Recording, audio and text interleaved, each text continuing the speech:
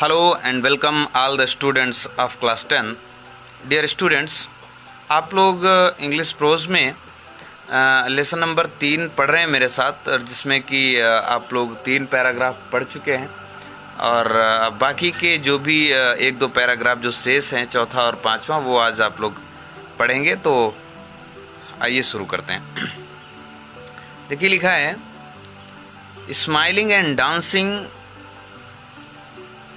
in the morning sunlight and dark and gloomy and full of mystery as the evening shadows fall। मतलब ये है कि smiling and dancing in the morning sunlight, मतलब सुबह के प्रकाश में जो गंगा है वो मुस्कुराती और नृत्य करती हुई मालूम प्रतीत होती है। पंडित नेहरू कहते हैं गंगा के डिफरेंट मूड्स बता रहे हैं। यहाँ पे पंडित नेहरू बता रहे हैं कि smiling and dancing in the morning sunlight, अर्थात सुबह सूर्य के प्रकाश में गंगा मुस्कुराती हुई और नृत्य करती हुई प्रतीत होती है। एंड डार्क एंड ग्लूमी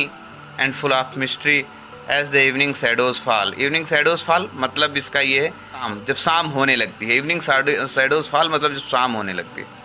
तो पंडित नेहरू कहते हैं कि जब शाम होती है तो ये गंगा डार्क, अंधेरी, ग्लूमी, परेशान, थोड़ा व्याकुल, फुल ऑफ मिस्ट्री, रहस्य से भरी हुई प्रतीत होती है। आगे, अनैरो, संकीर्ण, स्लो, मंद गति वाली, ग्रेसफुल, शानयुक्त, इन द विंटर, सर्दियों में। अब पंडित नेहरू कहते हैं कि सर्दियों में ये गंगा संकीर्ण, सकरी, मंद गति वाली तथा शानयुक्त दिखाई देती है। एंड और a vast roaring thing during the monsoon. Monsoon का मतलब बारिश का समय।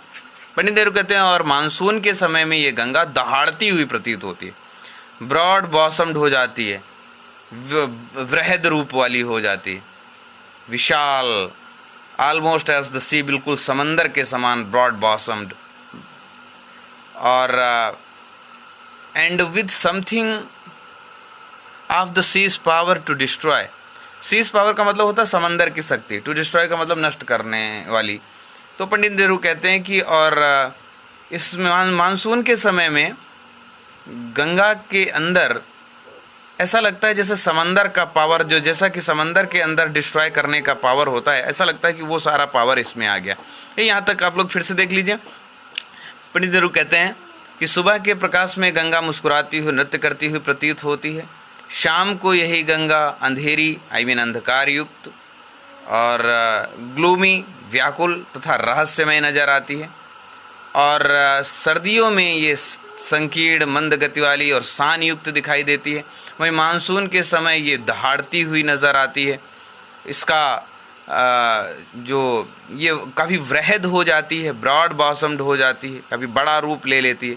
ऑलमोस्ट एज द सी, बिल्कुल समंदर के समान, और इसके अंदर समंदर की तरह नष्ट करने की क्षमता भी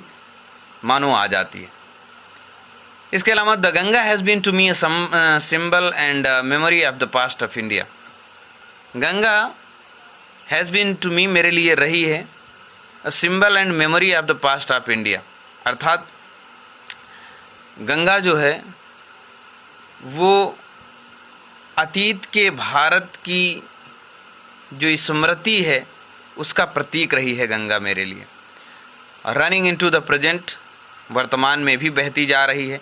and flowing on to the great ocean of the future, और वो वर्तमान में भी बह रही है और भविष्य के महान महासागर में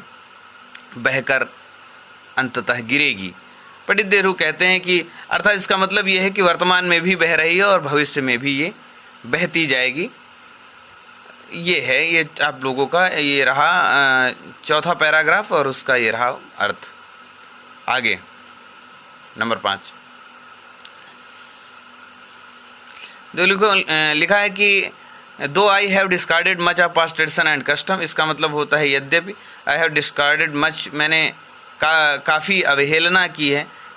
पास्ट ट्रेडिशन एंड कस्टम, जो बीती हुई मतलब कई परंपराओं और रीति रिवाजों की। यद्यपि मैंने अनेक, पंडित नेहरू कहते हैं कि यद्यपि मैंने अनेक रीति रिवाजों तथा परंपराओं की अवहेलना की है, एंड आई एम एंक्सियस, और मैं चिंतित भी हूँ कि India should read herself of all cycles, और मैं चिंतित भी हूँ, मैं ये चाहता हूँ कि India should read herself of all cycles, कि भारत स्वयं को उन सभी बेड़ियों से आज़ाद करा ले, दैट बाइंड एंड कंस्ट्रेन हर, जो कि उसको जकड़ कर रखे हुए हैं, एंड डिवाइड हर पीपुल, और उसके लोगों को आपस में बांटती हैं जो चीज़ें, and suppress vast number of them, और बड़ी संख्या में उनको दबा के रखती हैं, and prevent the free development of the body and spirit, और उनके शरीर तथा आत्मा के स्वतंत्र विकास को रोकती हैं। पंडित नेहरू कहते हैं कि मैं अवहेलना करता हूँ ऐसे ट्रेडिशंस और ऐसे कस्टम्स की जो कि भारत के लोगों को आपस में बांटती हैं, और उसके अलावा उनमें बड़ी संख्या में लोगों को सप्रेस करके कुचल के रख देती हैं, एंड और शरीर तथा आत्मा के स्वतंत्र विकास को जो चीज़ें रोकती हैं, ऐसी चीज़ों की मैं अवहेलना करता हूँ। आगे पंडित नेहरू कहते हैं, दो आई सी ऑल दिस, यद्यपि कि मैं ये सारी चीज़ें यद्यपि आई सी ऑल दिस, यद्यपि कि मैं ये सब चाहता हूँ, येट फिर भी I do not wish to cut myself off from that past completely, लेकिन फिर भी मैं स्वयं को भारत के अतीत से पूरी तरीके से अलग नहीं करना चाहता, क्योंकि I am proud of that great inheritance, मुझे उस महान विरासत पर फक्र है, मुझे गर्व है, दैट हैज़ बीन, जो कि मेरी रही है, एंड इज़ अवर्स, और हमारी है। पंडित नेहरू कहते हैं कि भारत की महान विरासत पर मुझे गर्व है, वो विरासत जो कि हमारी रही है और आज भी हमारी है, एंड आई एम कॉन्शियस, और मैं इस बात से सचेत भी हूँ, मैं इस बात को जानता हूँ कि आई टू, कि मैं भी, लाइक ऑल ऑफ अस, जैसा कि हम सभी, आई am a link in the unbroken chain, कि मुझे ये पता है, पंडित नेहरू कहते हैं, मैं ये बात भली भांति जानता हूँ कि सबकी तरह मैं भी उस अटूट चेन की एक कड़ी हूँ, which goes back to the dawn of history in the immemorial past of India। पंडित नेहरू कहते हैं कि हम सभी की तरह उसी अटूट जंजीर की मैं भी एक कड़ी हूँ, जो भारत के अविस्मरणीय इतिहास के उदय से जुड़ी हुई है। पंडित नेहरू कहते हैं कि I do not wish to cut myself off from that past completely, मैं स्वयं को, I do not wish to cut myself off from the past completely, मैं स्वयं को पास्ट से पूरी तरीके से, भारत का जो पास्ट है, पूरी तरीके से स्वयं को मैं अलग नहीं मानता उससे, क्योंकि I am proud of that great inheritance, मुझे उस महान विरासत पर फक्र है, दैट हैज़ बीन, जो कि हमारी रही है, एंड इज अवर्स, और हमारी है, एंड आई एम कॉन्शियस, मैं इस बात से सचेत हूँ, मैं इस बात को जानता हूँ कि I too, like all of us, I am a link in the unbroken, कि मैं भी उस अटूट चेन की एक कड़ी हूँ, which goes back to the dawn of history in the immemorial past of India, अर्थात जो भारत के जो भारत के अविस्मरणीय इतिहास के उदय से जुड़ी हुई है, मैं भी उसी अनब्रोकन चेन की एक कड़ी हूँ। आगे पंडित नेहरू कहते हैं कि that chain I would not break, उस चेन को मैं कभी नहीं तोड़ूंगा, क्योंकि आई ट्रेजर इट, मैं इसका सम्मान करता हूँ, and seek inspiration from it, और मैं इससे प्रेरणा ग्रहण करता हूँ, एंड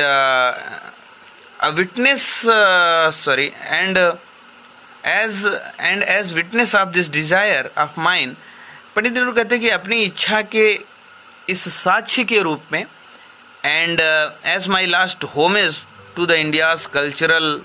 इनहेरिटेंस, अर्थात भारत की जो सांस्कृतिक विरासत है उसके प्रति मेरी जो अंतिम श्रद्धांजलि है, वो ये है कि फिर से देख लीजिए, and as witness of this desire of mine, and as my last homage to India's cultural inheritance, मतलब मेरी इस इच्छा के साक्ष्य के रूप में, साक्षी के रूप में, तथा भारत की सांस्कृतिक विरासत के प्रति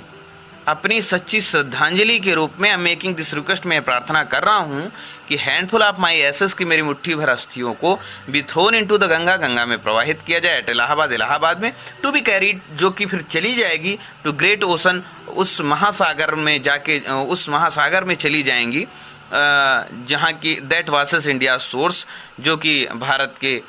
सागर तट को पखारता है, वहाँ जो कि भारत के चरणों को पखारता है। इंडिया सोर्स भारत का सागर तट, यहाँ पे जो कि भारत के चरणों को पखारता है, इस तरीके से कहेंगे। तो ये यहाँ से फिर से देख लीजिए, आई ट्रेजर इट, मैं इसका सम्मान, यहाँ से देख ले, that chain I would not break, इस चेन को मैं कभी नहीं तोड़ूंगा, पर क्योंकि आई ट्रेजर इट, मैं इसका सम्मान करता हूँ, and seek inspiration from it, और इससे प्रेरणा ग्रहण करता हूँ, और and as witness of this desire of mine, अपनी इस इच्छा के साक्षी के रूप में, and as my last homage to India's cultural inheritance, Bharat की सांस्कृतिक विरासत के प्रति जो मेरी सच्ची श्रद्धा, जो मेरी अंतिम होमेज है, मेरी अंतिम श्रद्धांजलि के रूप में, मैं I am making this request, में प्रार्थना कर रहा हूँ कि हैंडफुल ऑफ माई एसेस की मेरी मुट्ठी भर अस्थियों को be thrown into the Ganga में, गंगा में प्रवाहित किया जाए एट इलाहाबाद, इलाहाबाद ले जाकर, to be carried to the great ocean, जो कि टू बी कैरीड, जो भी ले जाई जाएगी, अर्थात वहाँ से वो चली जाएंगी टू द ग्रेट ओशन, उस महासागर में जाके मिल जाएंगी, दैट वासेस इंडिया सोर्स, जो कि भारत के चरणों को पखारता है। ठीक है, और आगे,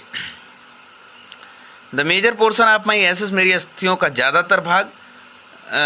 should be disposed of otherwise, कुछ इस तरीके से खर्च किया जाए।